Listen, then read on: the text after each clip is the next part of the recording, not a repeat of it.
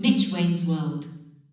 Um, well, boys and girls, ladies and gentlemen, welcome back to Mitch Wayne's World. And let's see, today, April 7th, 2024.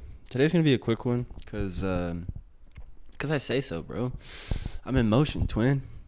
I'm in motion.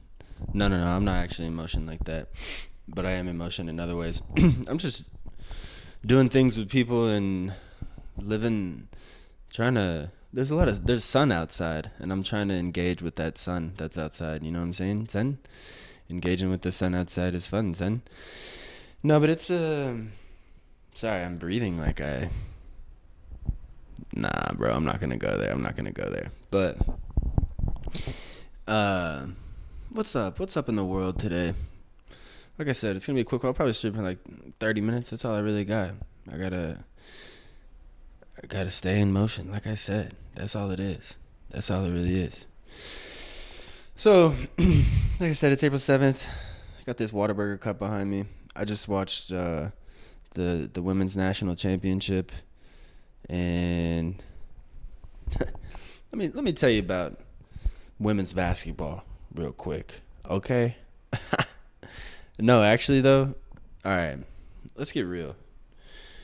If you've been paying attention to sports, you know that they've been trying to get the WNBA and women's basketball a higher viewership for a multitude of different reasons. Some people are upset about it. Some people are supportive of it. Most people probably really don't care that much, honestly. And that's probably a good thing.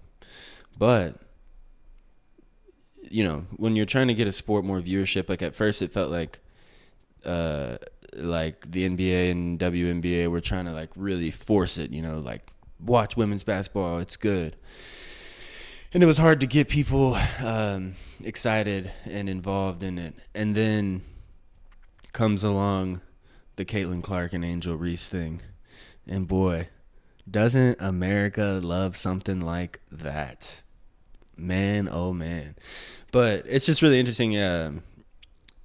Outside of like the actual game and all that, I'm not a sports analyst. I'm not here to break down all the different stats and this and that and the third, but it was really cool to watch a bunch of people be actually thoroughly engaged and watch myself go from not caring like at all and not really having an opinion on any of it to just being truly interested in this collection of sagas that they had in this NCAA tournament. I don't know. Interesting stuff. It's cool how the tides of the world change and evolve. And I don't know. Sports are just like this. The hype around sports and the different, like, I don't know, college sports is so interesting. And it's very interesting, too, to be like now a couple years older than most of the people playing. So I just have like a little bit of a different perspective on it. But yeah, that's all I really feel about it. It was cool. I don't have like a huge affiliation or care. The school that I went to isn't like a big sports school, so I just hope everyone has a good time. You know what I'm saying? But I don't know. If you want analysis on it, I'm not your guy. I just think culturally, it's an incredibly interesting moment to watch people go from kind of making fun of women's basketball, some lighthearted, some kind of like angry, and then to be like truly interested, and like it was fun to watch. Like it was good basketball. It wasn't like a joke. Like it was some serious, good intensity in sport. Some good sport. Hey, good sport there, mate. But yeah, I feel like I'm supposed to have. No, I'm supposed to, but I feel like I have more thoughts and opinions about it. But then again, do I really? But yeah, no.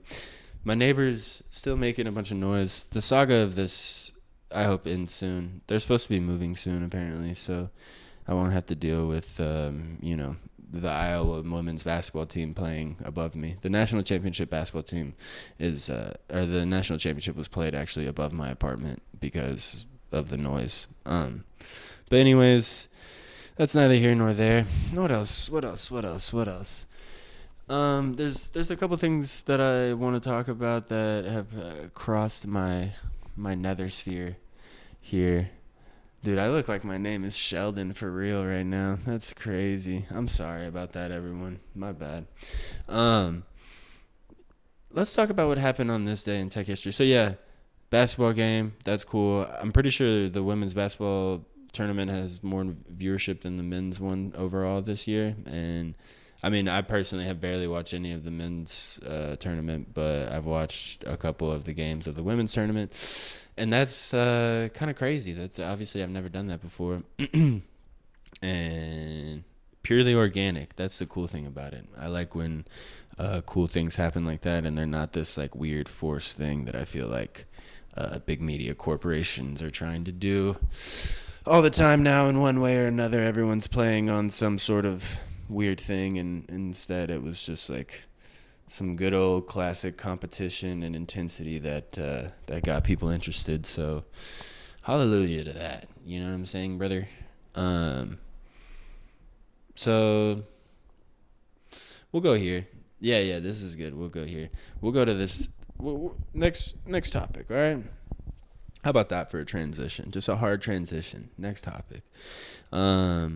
This day in tech history. Now this one, I don't even think I'm gonna necessarily go over to the. We've got my friend Chat GPT on the other end, Chat Jerry Pringleton Terryton the third, over on the other end of this screen, and you know, if you've been around Mitch Waynesville before, you know that we like to we like to talk about, you know, technology, human computer interaction, humans, computers. We interact, we do things, and we like to, you know, not talk about technology in the sense of like, let me review it, let me tell you about all these different specifications, but no. Just analyzing, human computer interaction. It's what I studied. It's what I like to study. It's a broad field, and I like to study it from more of like a cultural aspect. But on April 7th, 1969, 55 years ago, a crucial moment in the history of human-computer interaction and technology took place. The publication of the first RFC, Request for Comments, RFC 1, titled, quote, Host Software, unquote, was written by Steve Crocker, setting the stage for the development of the internet by documenting methods, behaviors, research, or innovations applicable to the workings of the internet and internet-connected systems. So, this event is significant not only for the technical details it conveyed, but also because it symbolized the collaborative approach that would define the development of the internet and the digital world. The RFC series became a foundational process for documenting protocols and procedures, sharing knowledge, and inviting feedback. This open, collaborative ethos underpins much of HCI and technology development today, encouraging a culture of sharing, innovation, community-driven progress. The RFC's introduction marked a pivot towards more interactive and cooperative forms of computer science, directly impacting HCI by laying the groundwork for user-centric design principles and the internet's architecture. It emphasized the importance of user feedback and community collaboration in the development of technical systems, which are core principles in HCI. This collaborative approach has led to the development of user-friendly technologies and systems that prioritize user experience and accessibility, reflecting the interdisciplinary nature of HCI that combines design, psychology, and technology. You know, beautifully said. Here's a problem whenever I read something out loud like that. My retention was honestly pretty low just then. So, but I mean, kind of. So, request for comments. Essentially, let's pontificate on this for a second. Here's my little depiction. I asked it to make a cool little pixel art depiction of it, and that's what it is. Obviously, this is not like a historically accurate thing, but you know, that's I like it. You know what? That's all that matters. I like it. So, you know, they're posting little forum requests for comments. It is a cool, interesting thing though, when they're talking, you know, they are talking about how this underpins kind of the collaborative information sharing structure of the internet, and how that is, you know, like a core tenet of the internet, creating software, stuff like that. Every time my neighbors start banging around, if I ever start just like trailing off randomly and you can't hear why, it's probably because there's some sort of, I think you probably heard that. It's probably because there's some sort of banging in the background, and it just kind of it takes me off my rocker a little bit. It makes me a little bit frustrated on the inside because, you know, like if you've ever had loud upstairs neighbors, it feels like there's people like stomping around in your head. And I know I sound like a crazy person, and honestly, it makes you feel crazy. And that's why I don't spend a lot of time in my apartment anymore, because I can't just have thumping in the top of my head for an entire day. It's not healthy for you. You know what I'm saying?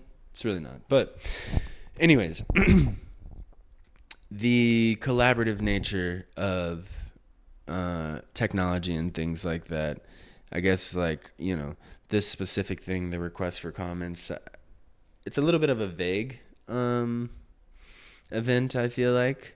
But I like that ChatGPT kind of put something that could be, again, vaguely interpreted out there, because, I mean, like, this kind of just makes me think of, like, GitHub and how GitHub has been very, very, I mean, my GitHub account is so trash. I'm so bad at coding. But it's really cool. Like, you can learn so much. Like, the best people always say, when I was trying to get into software engineering and stuff like that, and it's just not my thing. I like to learn a little bit about it because it's like, you know, just the same way you like to learn about stuff that you don't necessarily use. It's cool to know. But sorry, I'm trailing again. Why do we trail? Why do our minds wander off into different directions? It's not good. It's not good. I don't know. Yeah, GitHub, request for comments, sharing things. Oh, people always said whenever I was getting into software engineering and stuff like that, the best way to learn and, you know, like try to get a job and stuff like that is to contribute to open source projects. And I think there's something to that just in general. I mean, the best way to learn to make videos and things like that is just to jump in and do it. The best way to learn to design is to jump in and do it. The best way to learn business is to just jump in and do it. And yeah, I don't know. Let's get a little philosophical about that. I feel like there's something to that, and there's the idea of, like, I love the idea of flow state, and especially if we're talking about women's basketball and we're talking about Caitlin Clark. I mean, we're talking about flow state, boy. Like, when you can shoot the ball like that, that is like a flow state type of thing. And it's always really cool to watch people in their element, you know, like if you've ever watched, like, I don't know, someone play like an instrument live. Sometimes too, like, I don't like classical music or stuff like that. I mean, I do, but like, I don't listen to it. It's obviously like just, it's an old, you know, whatever. But to watch someone play like an amazing like piano thing, and like be in flow state, or, you know, in sports, it's obviously really cool when someone's super hot. And I think flow state is like, I was talking about this with a couple of homies, and I was just like, we were watching the Mavericks play, and we were watching Luka Doncic, and he just, like, you know, Luka Magic, baby, turn up. But he just hits shots and does things that are so, like, ridiculous but like weirdly simple, but then also like incredibly complicated and hard. And I was just like, do you think that's just from, like, because he's from wherever he's from, Slovenia, yeah, Lithuania, Slovenia, one of those. He's from an Eastern European country, and he just, like, his touch around the ball and understanding where he is in relation to the hoop and stuff like that is so crazy. And it's because, like, he just has had, like, so many reps, like, actually going after it. Or, like, Sean Strickland, I'm pretty sure. He just, like, most of his training is just, like, just sparring. And when you do that, it, like, opens you up to, like, bro, like, every scenario that could possibly happen, you have, like, rehearsed in your brain. And that's, again, the whole, like, you know, it takes 10,000 hours to master something. And I feel like so often people, like, smart people all the time, get caught up in, like, overloading themselves with theory instead of practice.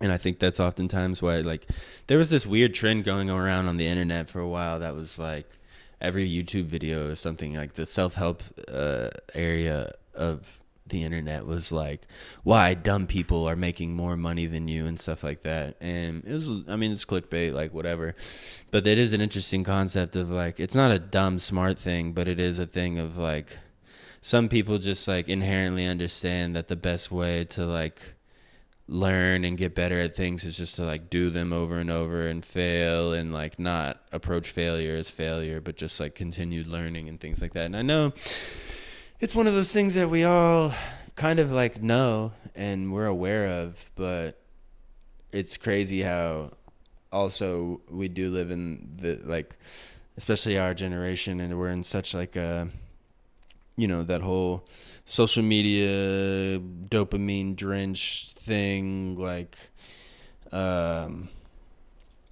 it's easy to feel like you're actually engaging in things when you're really just like watching from the sidelines and you're kind of cheering on everyone who's like doing stuff, and that's not a good place to be. I think that's like a breeding ground for mental illness, brother.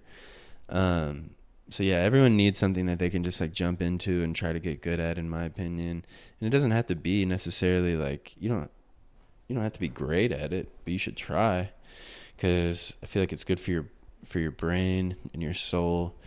And yeah, just, I don't know, I think, I forget, there's like a real, God, in like educational psychology, there's something called the like proximal zone of learning or something like that.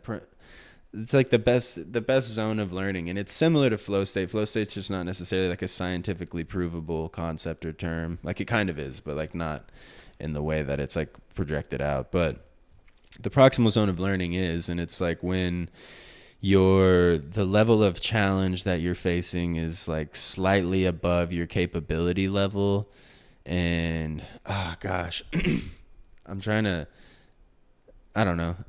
I don't want to look it up right now. Like if you want to look it up, you can look it up, because I like to just spread misinformation a little bit. But it is a very interesting concept, and I think everyone's experienced one of those times where, like, you know, if you challenge yourself just a little bit above what you're used to and apply some of the things that like you can kind of apply on the fly, brother.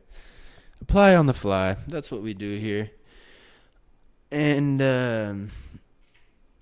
when you apply on the fly and then you do that over and over, you get a lot of opportunity to learn. And especially when you have like the right mindset attached to it and you don't get turned off by failing or losing in the short term, there's a lot that you can get done with that big old brain ears and sweet heart. You know? Hey, I believe in you. I got faith in you.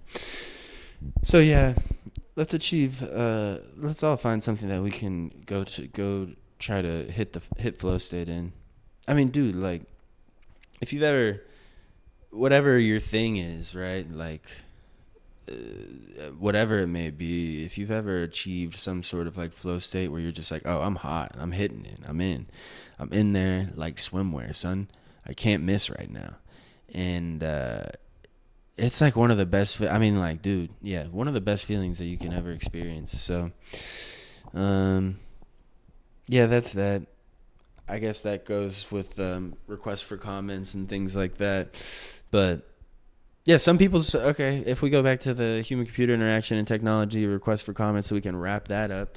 One of the important things too with achieving flow state or achieving that proximal zone of learning is having like very minimal assistance, like almost like a guide, not like a instructor, someone who can kind of point you in the right direction.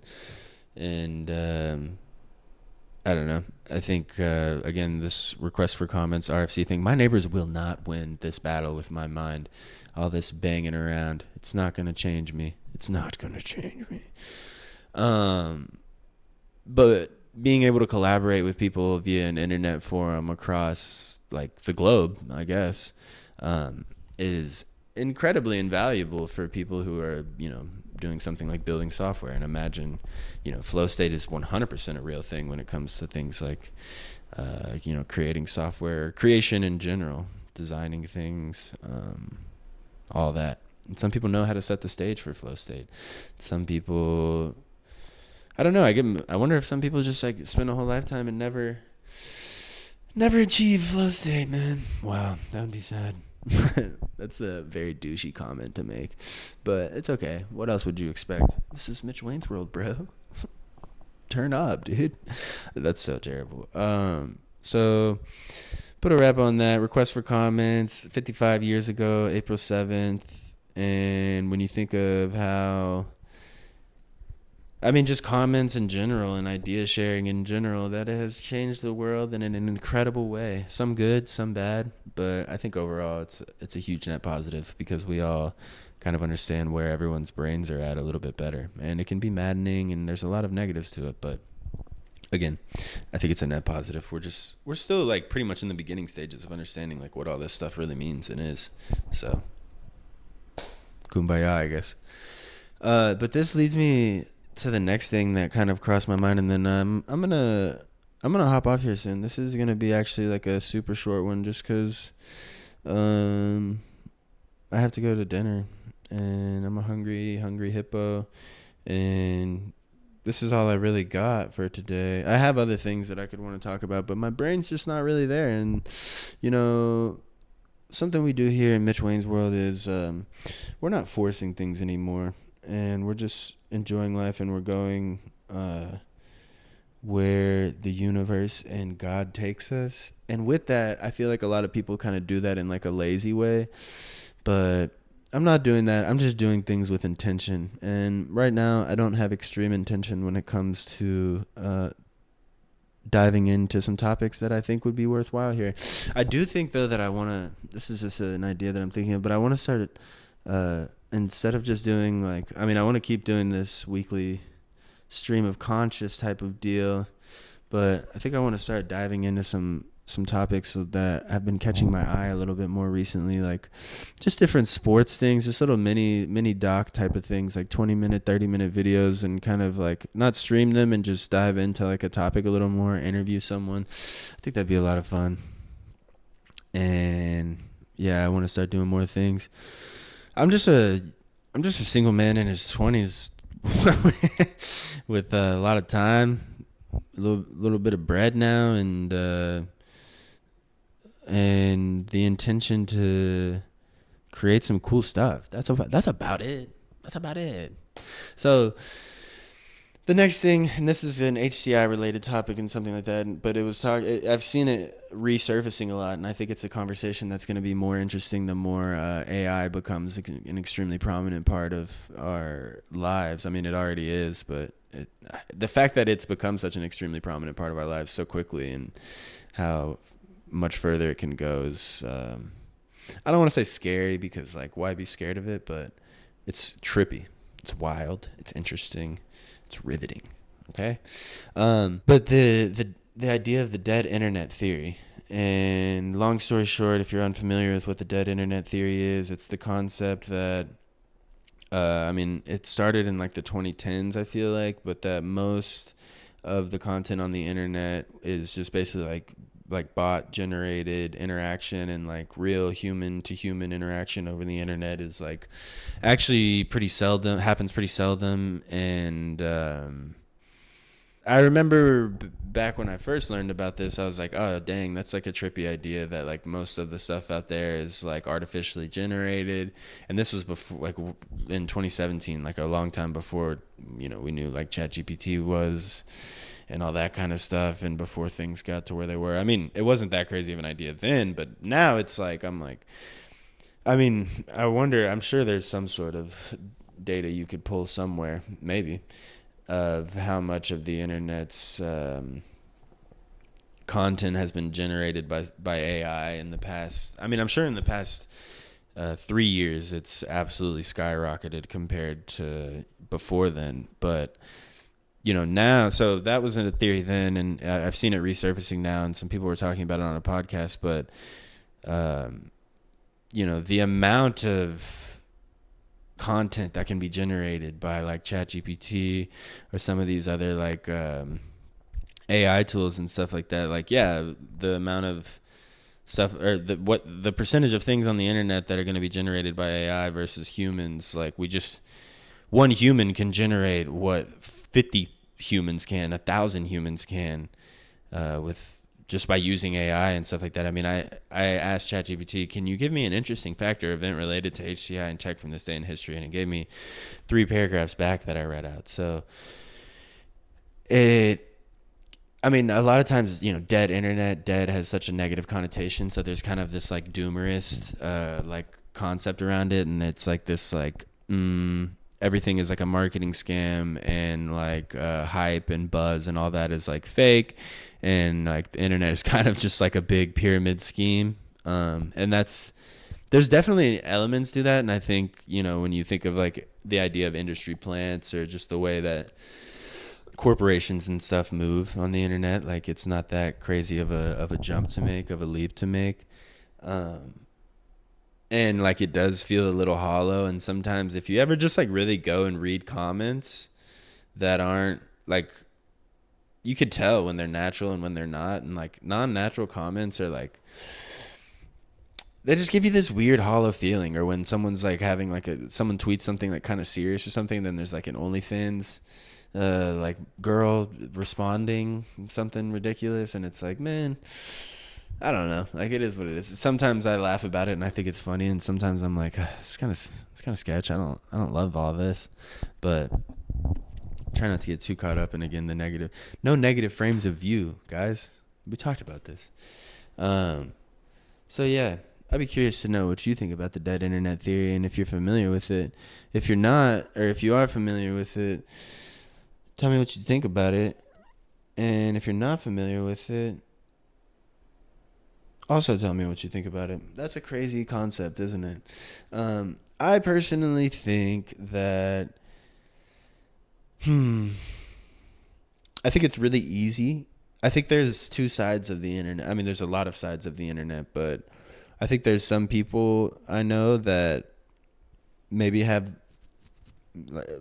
a small amount of followers, a small amount of following, and that's not something they really care much about, but they, have a lot of friends. Like, every one of the people that they follow and are followed by, like, they know and like, and things like that. I mean, maybe not every single one, but a very high percentage of them. And the internet can feel a lot less hollow. And then there's weirdos like myself and some of you watching that dive way too deep and go on these crazy rabbit holes, go down these crazy rabbit holes. And, I mean, it's a lot of fun and you learn a lot of crazy things, but also sometimes it can make you, it can make you a weirdo, bro. Like, it can make it hard to connect with people, and like certain things, like I don't know, you learn certain things that like you learn wrong things. Okay, you get duped by like some crazy conspiracy or something that you're like, damn, if that's true, then that's whatever. And then you learn like, okay, certain elements of it are true, but like the crazy thing like is not true, but that's how they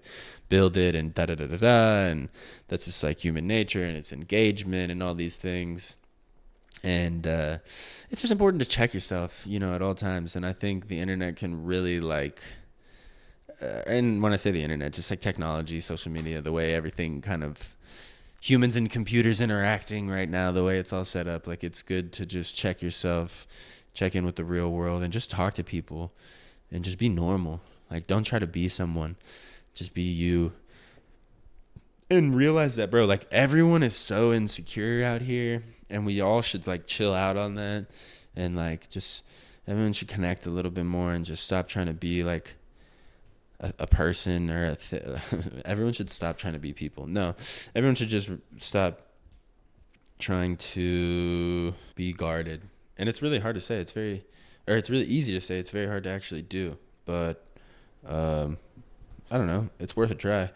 I'm gonna be up on here in 6 months. Like, actually, you should be extremely guarded, and you shouldn't talk to people. I'm not saying that you should just like open your life up to strangers. I'm just saying like, be more social. All right, that's all. This week, I went to the Andrew Schultz show with my friend, and that was really cool yesterday. Justin, shout out you, brother. I hope you watch this. I love you. That was a really cool moment. I wouldn't even be able to explain the serendipity of all that, but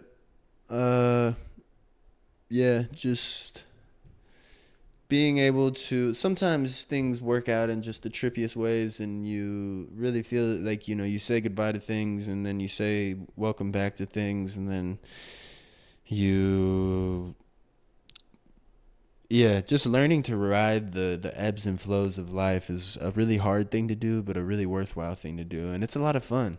And if you think about life as just like a place where your soul goes to learn and gain experience and then move on to the next plane, then like it becomes a little bit more fun and interesting, instead of just being so caught up in the menial things that we all are pushed to get caught up in. So yeah, shout out Andrew Schultz. He's a funny guy. A lot of people. It's interesting. There was like a hate train starting to come for him, and me and my boy were both a little worried about it. But it's good for people to be criticized, and it's good to see how they respond to criticism. And yeah, it was a great show. I would recommend. Um, yeah, I'm not gonna dive too deep into all that, because I could. That's just there's a whole can of worms that we could pull open. But this week I'm in that time period where, if you go back and you watch other things, like I've been feeling pretty good for an extended period of time. I'm moving into this next phase of my life, and I'm excited about it, and I'm enjoying it. But that's also too when you can get a little comfortable, stop minding your P's and Q's, start slipping into old habits, bad habits, things like that. So I'm trying to really just focus on like continuing the journey, just step by step, not overthinking things, all that good stuff. I got a lot of work to do this week, honestly. I'm a corporate slave this week, if I'm being real. I'm not a corporate slave. I'm a medium-sized business slave. And then after that, I'm going to plan a couple trips, and I'm going to engage with some cultural things again, because I've kind of disengaged with certain parts of things that I enjoy and care about. So, I mean, that's what happens. Sometimes you get depressed, and you got to just regress a little bit. You got to just like meditate and then reemerge. So I'm working on reemerging after I pay off my wages with my time, brothers and sisters. So enjoy yourselves. Have a great week. It's starting to get sunny and good weather here, so I'm a big spring fever kind of dude. I'm gonna go enjoy that. I'm gonna go start getting tan, because I don't know if I can even say that about myself. All right. Have a good week. Mwah.